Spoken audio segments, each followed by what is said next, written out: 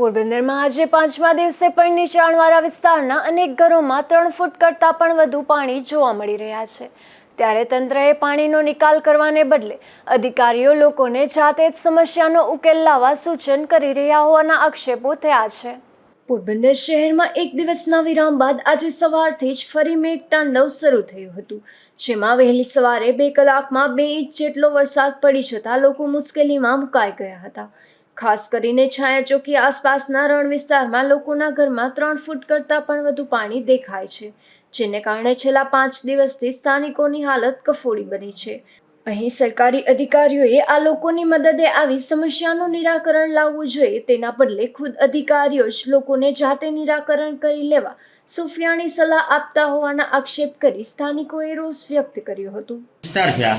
અને હું પરિસ્થિતિ છે અને તંત્રએ શું કીધું મામલતદાર હતા, લગભગ અધિકારી આવ્યા હતા ગાડી લઈને, એ અમને એમ કહી છે કે અત્યારે કંઈ કરી શકીએ એમ નથી, તમે તમારી વ્યવસ્થા જાતે કરી।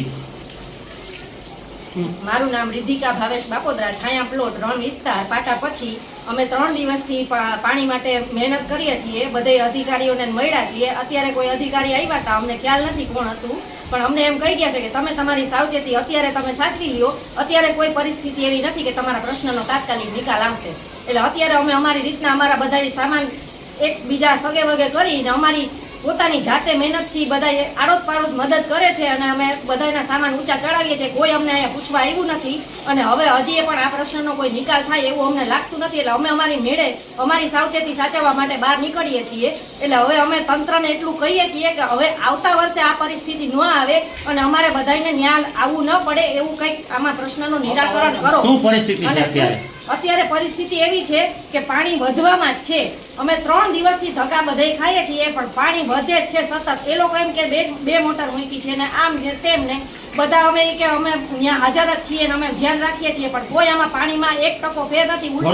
કેટલા પાણી ઘૂસી ગયા? ઉલટા કમર પાણી વધારે ગળ્યા છે, આમાં ઓછું થવાને બદલે વધે છે પાણી। એટલે હવે એ લોકો હાથ ઊંચા તંત્રએ ટૂંકમાં કરી દીધા છે।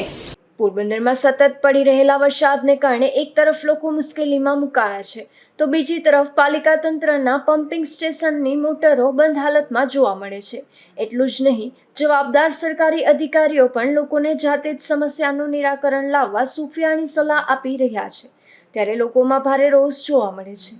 નિપુલ પોપટ સાથે અશોક ધાનકી, ગુજરાત ન્યૂઝ, પોરબંદર।